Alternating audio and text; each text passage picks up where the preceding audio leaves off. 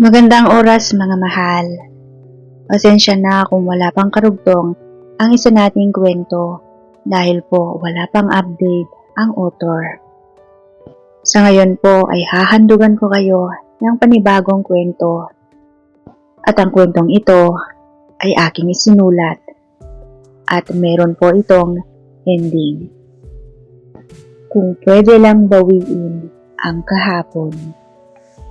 Isang probinsyana si Athena na napadpad sa Maynila upang magtrabaho. Napasok siya sa BPI bilang isang call center agent. Pinatos iyon ng dalaga upang mairaos ang buhay syudad at nang hindi makaabala sa kanyang pamilya.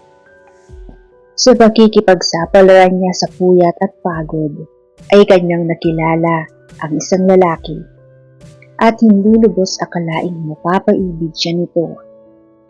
Sa pag-aakalang tunay ang mga pinapakitang kabutihan at busilak ang puso nito, ay nagawa niyang ipagkaloob ang sarili rito. Hanggang sa dumating na ang kinatatakutan ng halos lahat ng taong nagmamahal. Ang malaman ang tunay na pakay at pagkatao ng minamahal. Ang lihim na ito kaya ng lalaki ang pipila sa pagkatao ng isang inosenteng babae na nagmamahal lamang ng tunay. Bakit ba sa panahon ngayon, nagiging laruan na lang ang puso? Alam mo, kung pwede lang bawin ang kahapon, hindi ko gugustuhin makilala ka.